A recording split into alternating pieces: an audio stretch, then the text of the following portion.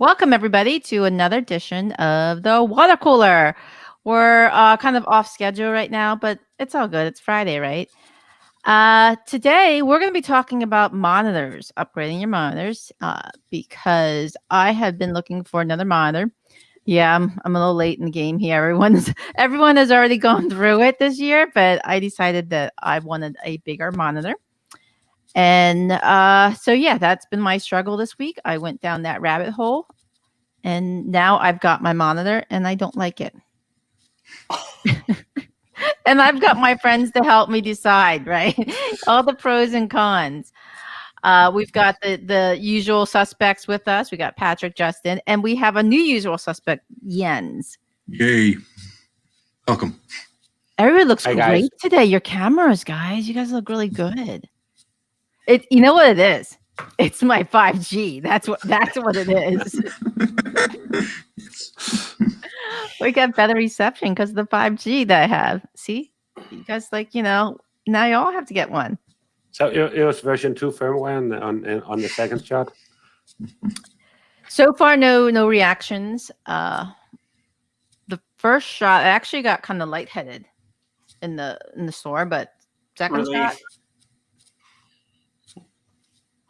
no zombie yet. Good, Yeah. But the reception's great. You guys look great. Excellent. When you get the email later to register yourself, Don Chip, then you'll know that it's effective. Like, hey, by the way, for only $27 you can register your ID. Well, I was saying to Jens before we came on air, I'm like, you guys can see me like turn into a zombie. It'll be like I Am Legend, like live. If I start like turning and wanting to like eat people and stuff.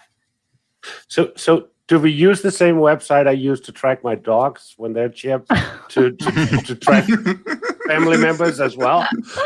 Oh my god. The micro. You know what? I don't know. They didn't hand me any papers or anything. They just said good luck. Oh, for the second one, microwaves. Yeah, you only get paper for the first one, right?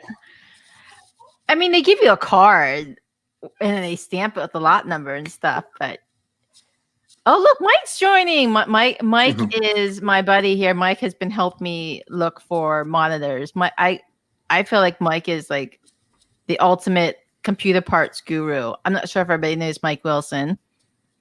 Hello, Mike Wilson. Hello. Mike, this is the crew, and Mike actually is in Austin too, Patrick. So Mike, you're also happy to have power and water. I am. I didn't actually. Well, I lost it, but I bought a generator and everything back at the beginning of COVID. Because zombie apocalypse, right? Right. Yeah. So I made sure that I had that, and I was able to still keep some stuff running. The second stage of that is coming soon, as I've got an electrician coming April 1st to go ahead and wire in a transfer switch for my AC in that, so I can run that off of my generator in that as well. So I'm thinking that's what we're gonna do, and it's not at all that it's a permission to have my outdoor box panel finally upgraded so that I got some more breakers in there. I can do home energy monitoring better, but yeah, I mean, and that's kind of where we went. Was it's like you look at whole house, you're like, forget that. That's just no. And then if you can break off just a couple of circuits, then even with a manual transfer switch, then you just buy a commodity portable generator, and that's enough to run AC. It's enough to maybe keep the network up. How popular is solar out there with a whole house battery? Solar is actually decently popular, at least in my area. The problem is how most of them are setting them up. The way most of them are set up out here is basically the solar power goes directly back to the power companies and just gets sold back to them, and nothing is actually stored in your house. So if we were to have an issue like this, most of the people that have solar, it doesn't matter because it's not like they have no batteries in their house. And if they do, they charge an obscene amount for the batteries.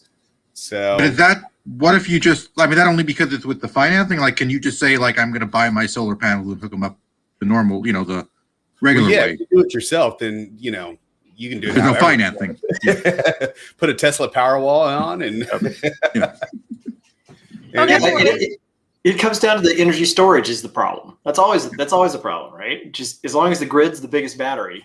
And that was kind of where, and it sounds like you and I kind of went down the same path. I'm like, well, maybe if I just had a power wall as a backup. And then you look at it, you're like, if you're not doing solar with some sort of for your on-site storage, then it doesn't make any sense.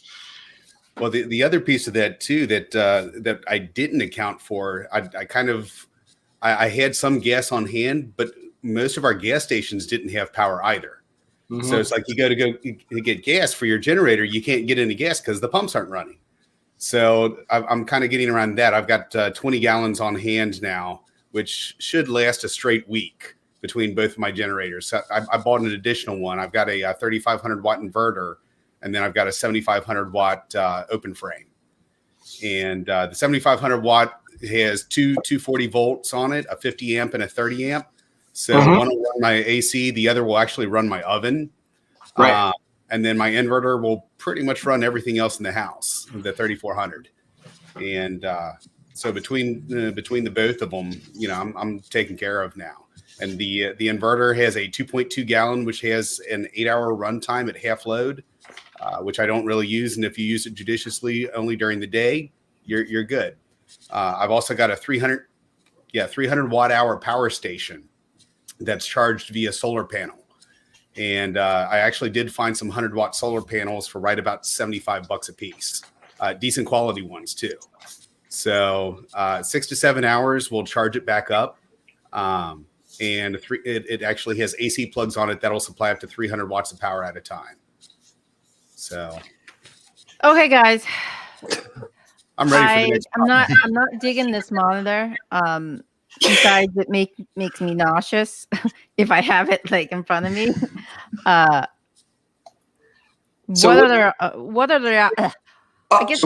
do you have? Yeah, what's making you nauseous about it? Is it the size? Is it too close? Is it? And when are you throwing this out so I know when to come by, your driveway? Like when are you? Yeah, I'm gonna stick it out for free, right? When I have it in front of me, I'm sitting back about maybe 3 feet, 2.6. I measured myself. Where's my tape measure? I had a tape measure. I actually measured myself because I wanted to make sure that I was far enough back, but not too far. When I sit straight and look straight at the monitor, I can't work. Like for some reason, it makes me like I'm car sick. And I literally wanted to throw up this morning when I was working. Does it go too far out of your peripheral vision, or it's just something wacky, the way my eyes were reacting to the curvature? It probably just is the curvature, because it sounds like, you got a productivity screen, no craziness on the refresh, not a gaming monitor, which I bought a couple of gaming monitors and I had to send it back because there's a constant subtle flicker on if I ran a background, and it was just messing with my brain. And I'm like, I shouldn't be using gaming monitors for productivity. So they went back, and then I went and got a real productivity monitor that is not running at 120 hertz, but just standard 60 and decent resolution and a decent manufacturer in the panel. So I'm running a Dell 38-inch curved, and hands down, it's been the best investment I've done in years. You see, I actually went the other way because my 60 hertz was causing headaches because I could actually see the flicker.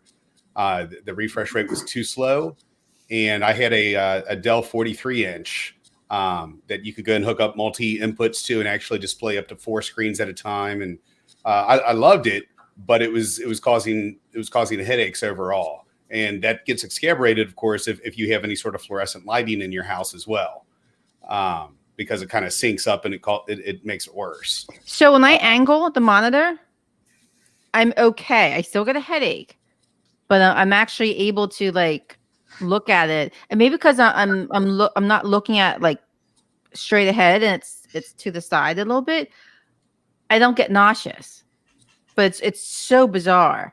So sometimes I've seen people say that when it took them a while to transition, especially if you are coming out of technology where you've been staring at screens your whole career. I mean, like literally just in the screen, and it's not just sort of a side appliance, but that the curved monitor for a lot of folks is that we have a ton of muscle memory around the way that our eyes focus and what you see in the frame of where you expect work to be, where you expect to see interfaces that you've seen a million times before. And it changes the focal length. The curve will subtly change the focal length, where before, if you're used to glancing over to the side and then your muscle memory would throw your focus out for that corner, now it looks at it and your brain's still now got to remember that the focus of the thing is the same, but it's got to change your perspective based on where your eye is located. So I've heard some people say that before and it goes away, but if you're putting it to the side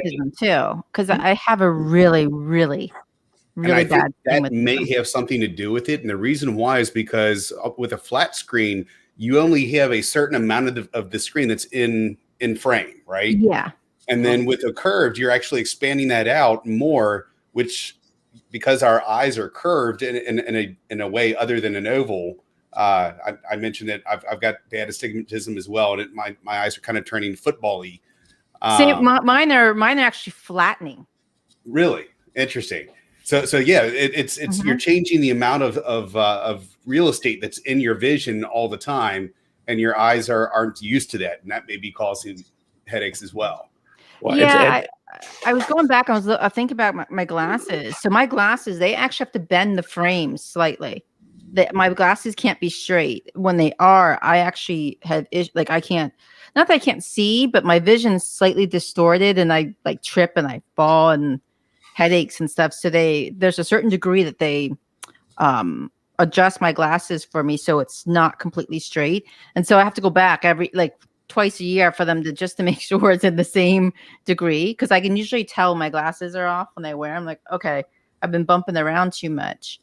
But it's starting to make me wonder if it has a lot to do with the eye correction that's been done, because I've got really bad eyes, and just putting glasses, the thickness of my lenses actually hurt because they're so thick when I wear them. It's just it's so heavy. So I don't wear glasses too often, except for at night. I think another thing that kind of is weird too is it can vary depending on the curvature as well, because there's about 4 different curvature monitors out there. You can have 1,000, you can have 1,500. They've got 3 to 4 different severity of curvatures out there, and so the more curved it is, it could be that's worse. Whereas just a slight curve. So I've got I think 1500R. Is what mine are. The one that I have is. This one's a 1900. It's crazy. It's crazy how personal a monitor is becoming. I've always said, headsets, what's your favorite? And I've always said, it's really very personal on how the fit is and the feel is and stuff like that. And 10 years ago, we were on CRTs and we're just whatever, And now it's turning into just listening to you guys with all our different experiences on how we really have a really different experience from person to person on the same screens here, right? Well, look at even you were saying headsets, right? I really like this Plantronics one. It fits really well in my ear. It usually fits well when I have my hair up, but it doesn't get all the makeup gook. Let's say if I have to put powder on when I'm on screen or on camera. It doesn't stick onto the ear thingy. And then the microphone just comes down right at the right angle. But then not all headsets are like that. Some of them just fit really weird. So this was actually designed for someone with a smaller head, and possibly even a woman helped test it, because our heads are, I don't want to say smaller, but we tend to have a smaller frame than men. Just like the microphones, right? The headpieces, the earpieces for microphones. I found that the cheaper ones don't fit my head very well in the back, and they end up protruding in the back and being all weird. But the ones that cost a little bit more, you can tell they invested money into it because it fits nicer and they can do a lot more adjustments, and you don't have this weird thing sticking in the back. I have expensive deck Jabras. I have expensive deck Plantronics laying in the drawer I'm never using, and I ended up on a Sennheiser. Again, very, very personal. Has to do a lot with the fit, right, and the weight of it and stuff. So not necessarily just because it's an expensive headset that it's a great fit. The quality testing, because certain ones, I don't want to say not cost wise, but the amount of testing they go into it to say, okay, this this particular product will meet X amount of people, right? The needs of men and women. It was more like the microphone example. I'm pretty sure they didn't test on someone that was smaller rather than your average white dude head. Kind of like the Apple earbuds, the ones that come with everything. I've never been able to have them actually stay in my ear more than about 5 seconds. Oh, they hurt my. I can't wear them. They hurt my ears. It's interesting though. You're talking about how personal the fit is of a device. The human input device category in the device manager, right? And you're changing headsets even to the point of maybe you buy one, don't like it, buy another one until you find a fit, right? We expect with something like headphones that it takes a while for us to get them, but with a monitor, there's a lot of configuration that can happen, especially now with GameSync monitors, right? So high resolution, the same thing like the first time you got an HD TV and it was set at 120 refresh, video smoothing by default. You have to learn how to get it back to something that's pleasing to look at. And with monitors now, that's something that it used to be. You just bought the panel. You bought your Dell 34-inch, whatever it is. You put it in. It worked the way it worked. But now high resolution refresh, and then also settings in Windows a lot of people don't mess with about way that default refresh frequencies and everything else can really give you a very different experience from the monitor. But we don't always think of it like we do with headsets or with a mic or with something else, where you would expect to either have to adjust it or select one that works. But monitors, it's really easy to get an experience that with a new monitor that's not as good as your old experience until you tweak it. And since they're all different, they don't come with a guideline to say, hey, here's how to get back to the stuff that you like. Do you find that like there's this big push, you're in Costco, you're online, whatever else, and there's just details about size and a couple of other things for the monitor, but there's nothing else about like how configurable it is, or it doesn't come with a card that says, hey, here's how to get started. Okay, well, of course yours does. That's it. That's it. There's nothing else. Like, this is all I got. Like, there's nothing about, you can adjust your refresh rate here. Or you can adjust your color shift. No. It's very like there's pictures for me to put together, and then that's it.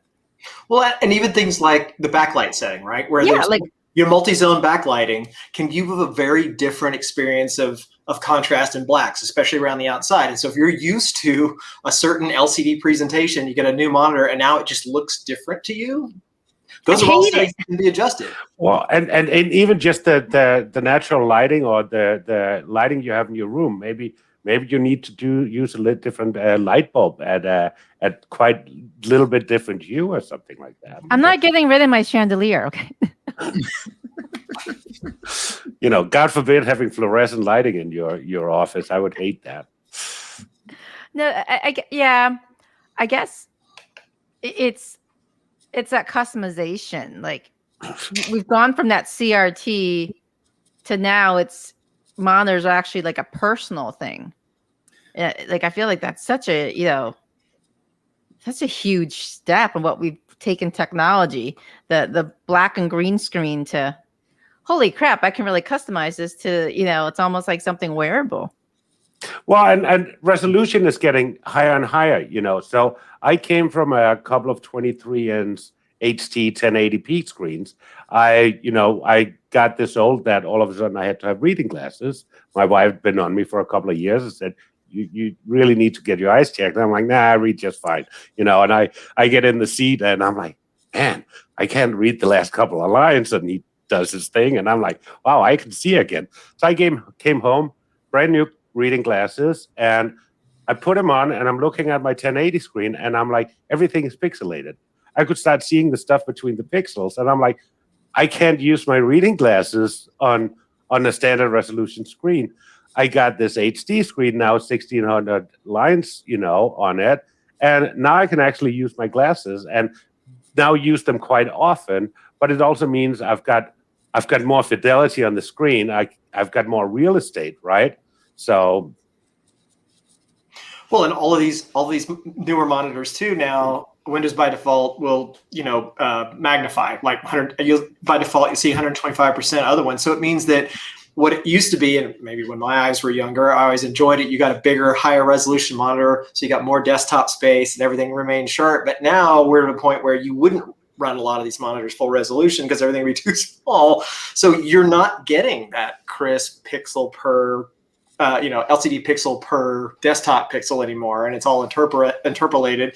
And so just your mind's awareness of something like anti-aliasing in an image, where before it was literally bitmapped to the pixel, has to cause some kind of an effect where it either feels okay and comfortable and welcoming, or literally the paper and the pen that you use every day to do your job suddenly is alien to you. It's like using the new Surface Pros or whatever, when the resolution of the panel itself is so high that you have to jump up your DPI settings, or you're going to be grabbing a magnifying glass to actually try to read it. It doesn't make sense to me. And luckily, Windows scaling has become a lot better over the years, and most applications, most mainstream applications are supporting it now, because you try to start adjusting the native resolution, and now you start getting all weird artifacts and stuff. So I think Windows scaling is still the way to go. And my 4K Surface Pro, I can't run it in native 100% in native resolution because I can't read what's on the screen. I think one of the issues that I was having, and I haven't tested it yet because my screens aren't that much different now, but one of the huge problems I was having was running different resolutions on different screens. So, like, for instance, when I had the Surface Pro and then I hooked it up to a second monitor, all of a sudden, there'd be a large disparity both in the DPI settings and also in the resolution. And I'd take something like Microsoft Word, move it from one screen to the other, and then it's all out of whack. The surfaces and dual monitors are especially the higher refresh rates. Yes.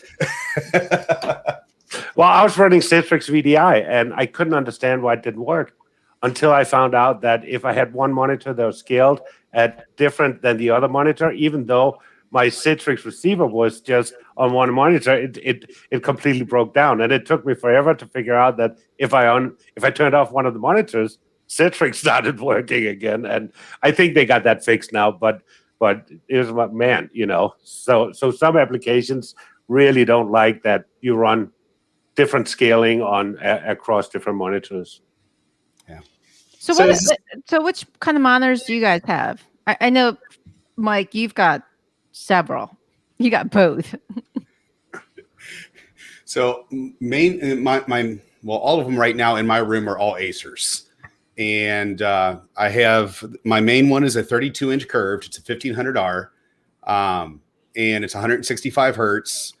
And it's 1440p. And then on the left side here, I have my Zoom screen, which I use if I need to share something across Zoom or something. So it's just 1080p, and it's also 144 hertz. So I can use either one of them for gaming. Yeah. I had such a big problem when I had a 4K screen and I tried to share anything on Zoom because all of a sudden nobody could see it. Yes. So it's like, well, let me take care of that. I will just have an extra screen for nothing but Zoom and for documents and that, and just leave it 1080p. Yeah, that's what I use that external one for. I hardly ever have to share a full desktop. I typically just share an application and size it. But sometimes you're doing demos and you need to jump from app to app to app to app, and you got to be able to share that full screen. I wish Microsoft Teams would put a sharing button on the top band of each window so you can easily share, instead of having to, I'm sharing this window now I have to go into the Teams client, unshare it, and then find out which other window in the 15 windows you've got below that you want to share. No, just put a button up in each application, say, share this screen, right? Yeah, we don't have to say much about Teams. Teams is just painful no matter what. The last, what was it, Microsoft Ignite, that they used Teams to actually do all of the presentation. That was painful. I didn't actually last past the sign up. I saw what it was. I tried to sign up for one of the things, gave up, and just left. But it sounds like you're still having the problem with Zoom, that you got to have that 1080 screen, so you're not running into those problems. I think everybody has that problem with the Wi-Fi. That's everybody else's problem. I'm just being understanding. It's called you're adapting, okay? Yeah, I tell people the same thing. What are you still doing on a 1080p screen? Come on, guys. But it works great for broadcasting and also for video as well. So like you said, when I go ahead and I do video demos or that sort of thing, I throw it over on my 1080p screen, and that's where I go ahead and use Camtasia to record it on. It makes it a whole lot easier in general. And then I have 2 webcams. I have my Brio up top here, and then I have my PTZ camera here in the center. So if I'm actually switching back and forth between screens, it becomes more natural. So is it switching? You got something where it affects your face, or you just swapping with OBS? Yeah, I can. So like for instance here. I mean, you're just swapping with OBS. Okay. It's not doing something. You're just using OBS to do that. Camtasia, but yeah. Okay. Oh, I thought you had something to follow your face, because I'm like, no, but what is it? The one company, Elgato, actually has like machines where you can go ahead and transition from one camera to another with multi inputs in that, just like a regular broadcasting studio. So they do exist. I just don't use it enough to make it worthwhile for me to spend the $300 on buying it. Does a lot of this conversation around monitors now really extend? Well, here, rephrase that. We talked about monitors and configurability and the way it all looks, but now we're talking about streaming, right? Talking about being able to do video switching. Earlier, Pimble, I think you said you turned on your lights, right? So is monitor now just one more thing on a pile of essentially skills that we have gained this year around self-production, like actual video production the hard way, where you can't learn it until you do it? Like you can watch a YouTube video on how to solder copper pipe, and then you can go out and do it. But you watch a YouTube video on lighting or video presentation or something else, and they'll say, "Oh, there's a link down below. Just get this thing and you'll be fine." And that's not true. It ends up being time. And monitors feel like something like that. Like if you've done some production or somebody who has, they can help walk you to it. But otherwise, you just bring the thing out of the box and you're just gonna have to mess with it until you can get it looking the way you want. I think it's still personal. Mm-hmm. I think it's very much a jump once you jump past 1080p to the next thing. There's just you can find the Costco $100 1080p, and then it quickly there's no cheap option. There's no there's no middle of the road 4K monitors. So that's part of the problem. They've not found the consumer easy thing. And I think we're all being the pioneers, and we're discovering whatever. And we'll settle on whatever the 4K 27-inch curved monitor, and that'll become the $300 Costco item that everyone just buys without thinking. But we have to figure out what the default refresh rate and all that stuff is. Well, I think that even.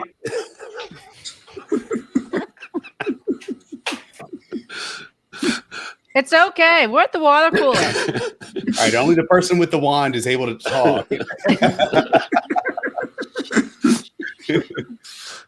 I think that even extends into your big screen TV in the living room. It's like Samsung is using their technology. LG has their technology. What do you prefer? Should I really go with an OLED or is old fashioned? Yeah, exactly, QLED, or should I just go cheap and pay $600 and not worry about all of that stuff? And then even there's all these settings. Now my movie looks like a soap opera, and then there's all these settings you need to tweak. I've always questioned that, right? Is it really worth it for a TV? I think it just really depends. I think I actually was asking on because I was thinking about buying a TV, and I was like, why don't I just get the? I think if you want to go the cheap route, you pick what's your. Just go to Target and pick up a $300 TV. Yeah, but I go with TCL because that's going to get the Roku OS because I want that, or if you like Android, you get the video. and half the people are like, yeah, just do that. And if it gets crappy in a year, just buy the external Roku. And half the people are like, oh, you're going to spend like good money. And I'm like, nobody's right, nobody's wrong. It's really until you like care about and you get the new pair of glasses and you can tell the OLED, just go with the cheap one. But once you do, then you're stuck in that world where you're spending the real money for it, which is fine. I tried that. I tried going to Best Buy, and I had my wife with me, and we just moved in, so we needed a new 65-inch for the living room. You needed it. Right? we needed it, and I'm like, this is a couple of years ago, and I'm like, this is going to be $1,000 purchase, and we get something. I don't really care what it is, but we step into Best Buy, and the TVs are on the back wall, further down, and my wife steps in, and there's an OLED hanging up on the wall. And she instantly is pointing on that screen, going like, "That's the one I want," And she could clearly see the difference in the depth of the picture that it can really go dark on where LEDs have problems reproducing a good black. And we get down there, and I'm like, it's a $3,500 TV, and I thought this is $1,000 budget, but she convinced me that this is what we needed. And I thought it was funny because it's typically, stereotypical, the guys that are wanting to spend this type of money, But, we had a good sales guy. He was very, very good at convincing me that this was what I needed. Did you, though? So when I was sick with COVID, I did notice that I had to make adjustments on my TV because I'm laying there. I wasn't doing anything else, right? I was just like a marshmallow. I'm just like...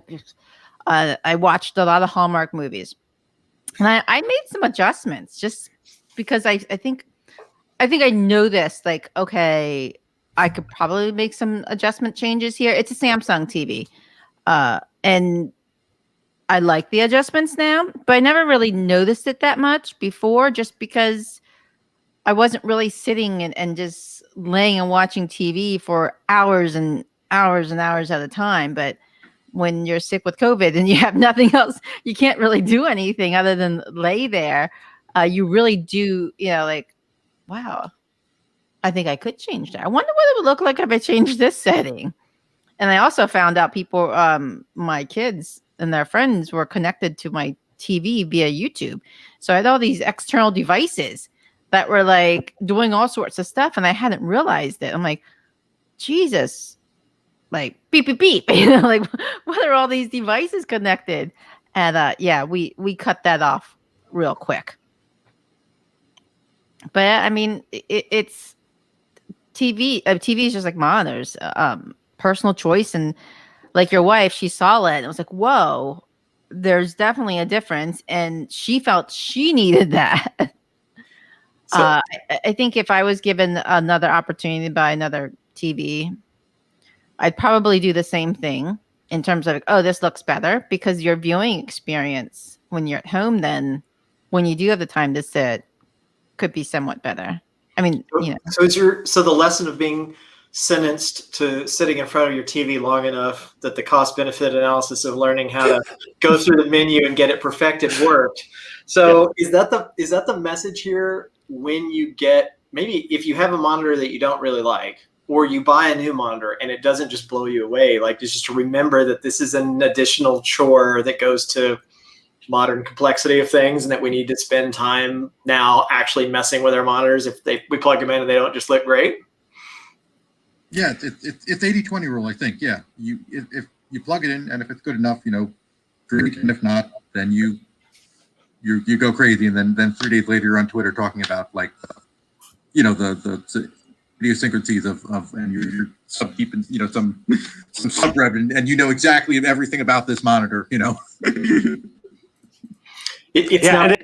And it's funny. I think it's gone the other way with sound systems. For example, we've got so much into digital sound that this stupid Amazon Alexa here sounds just fine for the office. And I remember years back, it's like, oh no, I gotta get this tweeter, this crossover in my speakers, and oh man, I gotta get the right cartridge for my turntable, and you got an equalizer and stuff like that. And I feel in the sound world, it's gone the other way. It's there's the Sonuses and stuff, and I've found over the years that I'm like, this is good enough, right? Yeah, I think what happened. Well, we had more time with that because we were back in the '70s. My dad was doing that with the systems or whatever, and then we get to the by the time we've had like whatever 20 more years, 30 years head start. So that's why it's just okay as long as you get a sound bar, that's 100 times better than the flash than just because it's like half an inch away from the LCD, and then it has the flexibility. And then that gives you, obviously, like I have the clip speakers down here with the Denon system, but that's really not much better than the sound bar with the Roku sound bar I have in my upstairs. Yeah, there is a I think we have to get there with televisions. We kind of have to get past whatever we're at 4K is pretty standard, okay, but we have to kind of like get that next level, maybe with the auto intelligent picture adjustment or something. We're not there yet where we are with it's just like our jobs, right? We sit there and we do processes manually, and then we eventually take the time and automate it. they figure out so much that you have to do it. Yeah. we take time to late adopt old technology. So did everybody upgrade monitors this year? Pretty much, according to Twitter, it's 99%. I definitely did. My big project was buying like a used desk and like getting like monitor arms and bolting them on. I did get I got the cheap Costco monitor, and I got like the USB dock, so I could like actually go like the free monitors. So I didn't actually buy the monitor. I bought everything but the monitor. Upgraded PCs. I upgraded monitors. I've upgraded desks, laptops, and lighting. You were bored, weren't you? I was. Oh, and I upgraded audio as well. So I went from having a Yeti to I've now got a Scarlett XLR, and it's the mic show where we all bring the well, I'm always good at the mic checks. Well, did everybody work from home ever, or like we were 100% at the office, and so I had to mad scramble this together. And so was that the same for you, or this was just an upgrade because you were spending more time at home? I did a lot of travel before, but yeah. I had a year of work from home in 2017, so I think the main thing was I don't think this wasn't like a super shock. It was the big thing was the kids being home, and right here, which is why these have the the literally the industrial grade like 3M lockout sound that I can wear these chains on, because yes, I've been at home for 6-7 years now exclusively, so wasn't much of a change for me, and I'm a hermit anyway, so not much there. So my upgrades was simply just because it was time, and same thing, I upgraded the PC, I upgraded the screen and keyboard and mice, and it's amazing how expensive Logitech gear is all of a sudden. Once if I'm getting new mouse and keyboard for the PC, I got to do it for the Mac too, and so before you know it, you're $600 in the hole for peripherals there. Tell me about it. That's why I have Mike. Mike just like, hey Mike, I'm looking for this. And he just like spit stuff out. I'm like, holy shit, he's good. To be clear, I would have upgraded my stuff regardless whether or not I was working from home or not. I have this burning need for to have latest stuff. It fills this hole inside of me. Retail stimulating the economy. How's your wife know about that? I've gotten 8 different 3000 series RTX cards at this point. I refuse to buy any AMDs until they actually get their act together. They were supposed to have done so much better on the 6000 series cards, and this last one that they just released, the 6700.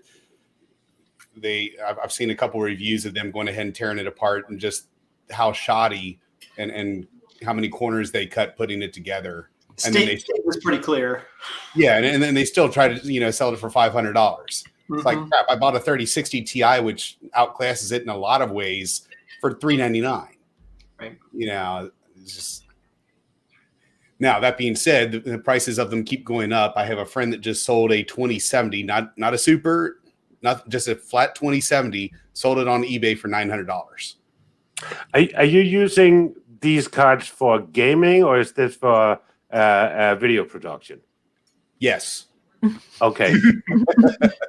So I'm not a gamer, and I've been just fine with the built-in Intel in my Optiplex for anything streaming and two-dimensional. So just kind of curious to see if a GPU is something you need to start using with OBS and so on. It's not something you need.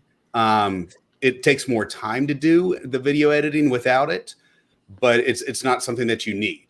Now, as far as the gaming, I have a 17-year-old son, and this is one of the things that I like to bond with him over.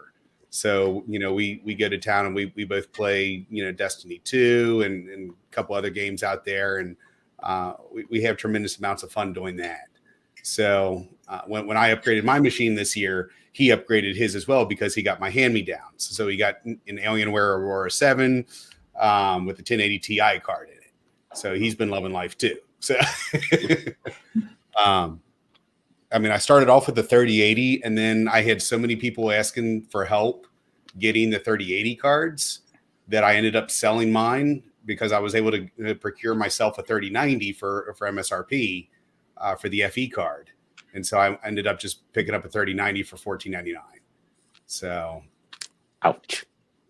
It's bad, except for the fact I bought my 3080 with a PC, the CyberPower, back when all this started, before all of the fervor and mania hit. And so I bought the CyberPower with an AMD 6-core processor in it, 16 gig of RAM. The whole thing I paid $1,300 for with the 3080 card in it. I turned around and sold the 3080 card, and it was a friend, so I sold it for MSRP for what it was currently going for, which was $800. And, I also had sold the processor in the machine because I upgraded to a new 5000 series and sold that for what it cost new as well. So, it's been really close doing turnarounds, and it's like I haven't lost any money at all, really. Again, Mike's the dude. Like, if you need something, just go to Mike. He knows where everything's at. Much time on this. Okay, so I've got a friend like that with coffee stuff where where he gets into it, and I can just say what to get, and I can just spend a bunch of money and know, it works, and I have a better coffee grinder than I possibly need, but I know it just works. So what's the monitor if I wanted to spend like $500 on a monitor? I think most people are, if you can find it, there was a deal going not too long ago. The Samsung Odysseys are really good. And there's a couple LG panels out there that are really good as well.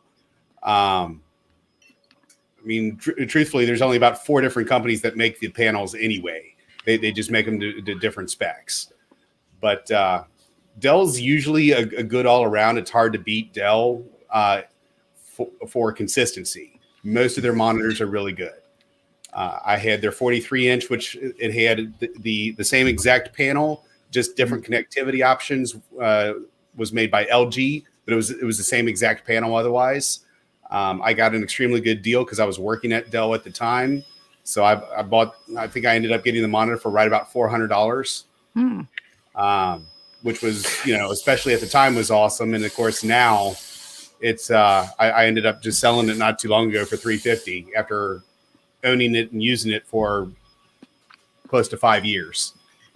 And so, there's always the Dell outlet, which I've used quite a bit, especially for computers. Yep. They have what they have in stock. So just keep an eye out for a couple of weeks, and you can get some really good deals on the outlet. And it's the same warranties as new equipment. So I ended up with an Optiplex i7, 32 gigs of memory for about $650. or something like that last year, and then it didn't have the size of a hard drive I wanted. So, spent $150 on Amazon for 1 terabyte NVMe. Swapped that in, and I had a powerhouse of a small form factor machine for about $800, and still have the 3 years on-site warranty. Something breaks, they'll send somebody out and swap components, right? I will check that out. Yeah, because I tried looking like for the used monitors, because like I like to buy like for my kids like the used corporate laptop as opposed to the Chromebook, because you spend 500 hours. If a disengaged employee isn't going to break it, then maybe my 8-year-old won't break it. But you couldn't find that with I found there's no corporate stuff above 1080p. But I'll check the Dell outlet. Yeah, the cool thing about Dell, the refurbished stuff is that it's gone through QC. I've only had problems with new usually equipment. better than new. Yeah, I've never had a problem with refurb equipment from Dell, and I've bought tons of it throughout my career, just not only for myself, but as an IT manager and whatever else. And it's like, we'll just buy refurb. It's been through QC twice, right? Yeah, that 43-inch that I bought was actually from the refurb site. I've gotten 3 different laptops from them now for probably almost 50% off. All XPSs, and that the latest one I bought, I actually did go over to the dark side and bought myself an HP, but that was just because they were the only ones that actually had a good gaming laptop, which then I didn't need because we didn't go anywhere. But it was the Ryzen 4800H with a 1660 Ti in it, and I ended up paying like $900 for it. So it was a heck of a deal at the time. The one I just actually recommended the other day to Fumla was they had the 49-inch ultra wide on there. Don't. Yeah. Let me close my ears. They were selling it. They had like 15 or 20% off for like $879, I think it was. I still want it, but I'm gonna get it, and it's gonna sit here, and it's gonna make me throw up probably. And then my daughter will get a really great monitor for when she plays GTA. I couldn't go larger than 38-inch because if I went any wider, my peripheral vision that would be a problem for me. The 38 fits. That's right, my field of vision, and anything starts happening out in the periphery, it just freaks me out. I had one of the early Teams phones sitting on my desk, and there was a screensaver on it. And every time the screensaver moved, it moved the image in a block. It didn't do it very smoothly. It's like I'm over there looking at that thing, and it drove me crazy to the point where I had to get the phone completely out of my vision because it was just sitting in the periphery. I was constantly just drawn to it every time the image changed on the screen. Well, what's really nice about this 49-inch is the ability of actually splitting the screen down the center and actually having 2 different computers or inputs on both sides. What even goes one bit further, though, is it actually has a KVM switch built in the monitor as well, so that you could actually have 2 different computers and still control them with one monitoring or one keyboard, monitor, and mouse. Which so is how come on the 49-inch you only have 1,440 lines, and the 38-inch has 1,600 lines? So it seems like the 38-inch still has a higher density than the 49-inch when it comes to resolution. I think it has a couple things that come into play, and I think a lot of it has to do with the panel itself and what they're able to do with that panel. So there are different refresh rates, I believe. And obviously the one's a little bit stretched out more. So I think there's limitations that they're probably butting up against. Why one's 1,600 and the other is only 1,440.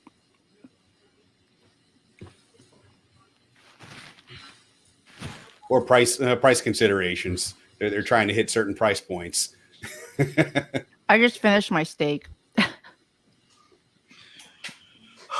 If I would have had like a 5-pound cluster of crabs here, it probably would have just been just crackling in the background. crab meat flying everywhere. But I'm sure people would love to see that, right? I'm sure there's a market for it. Apparently there is, right? Like there's like what's that Korean what's the Korean name for it where people just like stream themselves eating all the time? I forgot what it's called. But it's like there's a huge market for that. Torture. No, maybe that's it. Yeah, I could see that with, there's like, a market that chopsticks, for 'cause- people like to watch other people eat, and yeah, that was a really big steak too. It was like, So I could see that with chopsticks because there's like precision involved in that, and being able to like grab like rice with chopsticks is just impressive. So there's a secret about me and ASMR eating. chopsticks. There's an ad. So yes, I'm full Asian, and my parents are very like we're very culturally. I mean, it's very it's a very Asian household here. I grew up requiring to speak my native language at home. I wasn't allowed to speak English growing up because my parents wanted us to make sure that we remembered, that we knew our native language and English because they're like, you're going to speak English at school, so there's no reason why you need to speak it at home because you're going to forget Lao if you are always speaking English. And so, I mean, my whole life growing up, it's very cultural, but I'm not very good at using chopsticks. Like that's one thing my parents never instilled in me and my brothers, all three of us. Like they never said, here, you need to learn how to use chopsticks. That's one thing that they have completely left out in our lives. But my kids and my brother's kids know how to use chopsticks. Isn't that pretty weird? But we don't. Like, I mean, like, I think my brothers do, but they don't. They're like me. We grab for the forks. It's just the most bizarre thing. Like, I can use a chopstick if I have to, but I'm not the best at it. And I fully, like, accept that that's my reality. I'm not very good at chopsticks, and I just prefer a fork. And my kids make fun of me all the time. They're like, Mom, you can't use a chopstick. I'm like, well, it's harder for me. I think it as a challenge. When I started eating sushi, which didn't start until my mid-20s, I started developing the taste for that. It became, it's fun. It's like, and then with my kids, as they started getting into it, it's like, no, we're not allowed to use forks and knives. Let's make this a challenge, right? No, I'm too old for challenges. I've gone this long, and my parents, they don't even say anything. Like they just know. Yeah, they always make sure there's a fork there. Actually, for all their kids, the three of us, they're just like, it's one thing I think they just forgot to do with us is to say, okay, make sure you know how to use a chopstick. But their grandkids, and the grandkids, I think they were curious. My parents don't use chopstick, so they actually taught themselves, and now they're all really good at it. And it's just kind of like they make fun of us, and my kids actually don't speak Lao, and that's something that I regret doing in terms of enforcing that another language on them, and my brothers too. But they understand my mom, so they understand. Well, for the most part, they understand her. There are times they'll say like, "What the hell is Grandma saying?" I'm like, "Just nod your head. Just nod your head." Well, I grew up speaking Danish, and I don't speak Danish day to day anymore, and haven't for 20 years. But I've lost all the little nuances. So when I go back, it's like I'm stumbling along, or I can't express myself exactly to the detail I used to be able to, or get me into a professional conversation in Danish, I'm completely lost. Really? I'm switching into English. I couldn't talk shop. I couldn't talk shop in my native language. Completely impossible. Well, how For much me, are I made can. with English anyway? So that's one thing. I can speak very fluently, but my brothers are a little choppy. It's weird how we both, all three of us, grew up in the same household, but for some reason I retained more of it. Possibly because my parents live with me too, and it forces me to. I don't actually speak it to them. I mean, sometimes I do, but because I'm constantly hearing them and I hear all their Thai soap operas and everything going on that my brain just, I guess it's more fluent in my head than my brother's, where they can speak it, but you can definitely see the hesitation where they're trying to form their words and whatnot. But my cousins and I have gotten closer this year. So I even think my Lao is even more fluent than before because my cousin, her English is broken. So she speaks Lao native, it's easier for her to speak Lao. So I'll speak Lao with her. And we've been spending a lot of time together because she's part of the circle. So it's basically quarantine this past year has forced me to really, I guess my Lao has gotten so much better and so much fluent. It's kind of neat in a way. But I'm sure once we're back to like our normal lives that I'll lose it all again because I'll be traveling and I'll be speaking more English and then, back to Pumala and eating her steaks on the road. Lettuce Or my desserts on the road. Yes. Hey, I haven't turned into a zombie yet, okay? We're just out of time, so I have not turned into a zombie yet. I got my second shot. We're not an I Am Legend scene where I start going after people. So far, only side effect is my arm is sore. When did you get it? 12:45 today. Okay. They said it usually takes about 20 hours before it hits. Well, the first shot, I started getting sick. I got my first chills about 8:30, and I had my shot about 2:00. So I've got my first shot, and I didn't have anything happen on the first shot. Other than, of course, then they hit a nerve or something because my arm was sore. But oh God, my arm was sore for 4 days. I actually had to take my Apple Watch off and put it on this arm because I just was like, I didn't want to move it. Oh wow! It wasn't compatible with the Apple and the Microsoft. Yeah, I know the chip. It's definitely chip compatibility issue. I know who's good and who isn't, and this girl was not. She was not paying. She was not taking care to make sure that she was good. She was just jabbing and done. Yeah, the guy that did. Is there a good with a muscle shot? I mean, how do you do a? I thought like. Or your they gotta be gentle with it. That's what I heard. If they're not as careful, they can like. That's why your arm hurts more. It's the person that's actually giving you a shot. Like my cousin actually was bleeding. They had to when we shouldn't have got the J&J shot, so she didn't have any side effects, and she had COVID too. She got COVID the same time I did, so she didn't get sick at all. Her husband did when he got his Moderna shot. My brother got sick with his first Moderna shot, and he had COVID. Like we all had COVID the same time because my dad gave it to us.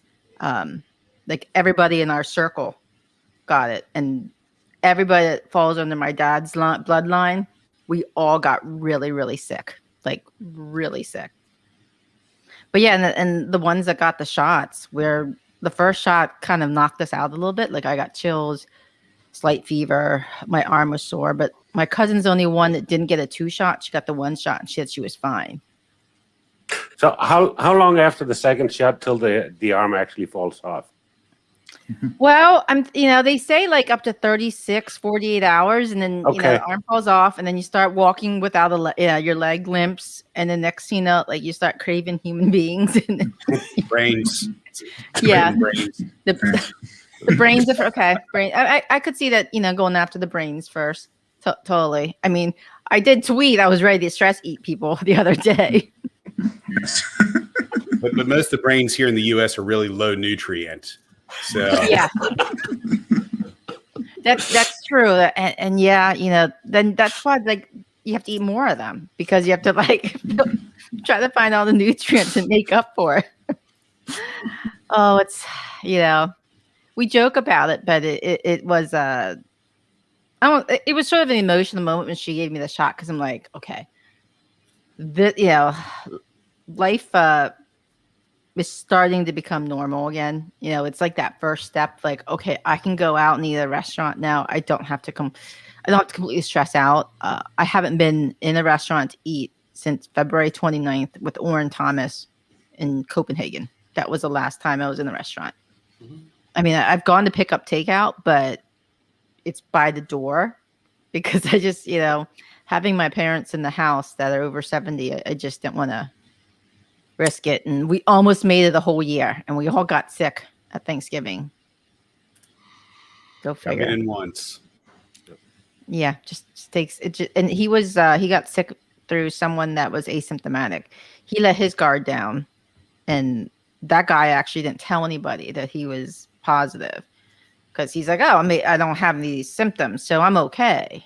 So he went around town and around other people, not masking up, and my dad was like, oh, he let his guard down, and it was just a few minutes, and next thing you know, he starts getting symptoms, and he got sick, and my mom got sick, and it was like me, and then my cousin, and my brothers, my nephew. I mean, it just trickled down, and it was like when I realized, I'm like, okay, everyone is sick. This is definitely COVID. I was more worried, like we were worried about my mom and dad because they're like the oldest. And then my brother was the weekend that I literally thought I was going to die. My brother felt the same way too. Like we all were like, okay, we can't get out of bed. We can't move. This is bad. It was like a week and a half after like the whole outbreak happened. But yeah, and we got our shots now, and we're just hoping that this is that next step. Like I feel like my daughter can go back to school. But now with the whole anti-Asian thing, I'm not sending her back because I figured we're just going to keep her home the rest of the year just till things calm down a little bit. And then next year she'll start high school, freshman year, hopefully in person. So yeah, that's it. Good luck to you guys getting your shots. Just waiting on my second. When do you get your second? They have not scheduled it yet, but 28 days after the first. So anytime the last week of this month or the first week of April is when they should be scheduling it. Well, you're Californians. Have you gotten on the list yet? I haven't even tried. They are opening it up for people with chronic illnesses, and you can lie about it. They're not gonna ask for proof, but nah, I'm used to staying at home, so we'll wait. Mother-in-law got hers, so that's the important part, and I'll just wait till it's my turn. Yeah, I've seen my parents twice in the last year, so I'm looking forward to being able to seeing them again. I mean, I didn't have to lie or anything. My BMI is technically over 30, so they opened up at 1B, and it was easy enough to say, hey, I fit in this category. So mine is under 30, and my wife was. I'm not that. I'm just overweight. I'm not obese, honey. I figure if you qualify, right? You do. Yeah, but I mean, I don't. In arms. Like the more people we can vaccinate, the more immunity people have. And I totally get the vulnerable need to get vaccinated, but at the same time, there are a lot of people not wanting to get vaccinated too, especially the vulnerable. So instead of having them throw away those vaccines, the unused ones, like let's get them in people's arms. And that just means that we can start life, like we can start that road to getting our lives back. And like Patrick, I know you're trying to get on the list too, to join us. Yeah, everyone in Austin that seems to be getting them is driving out. Mm-hmm. And the redder the county, the more likely you are to find shots. And there's just nothing in town.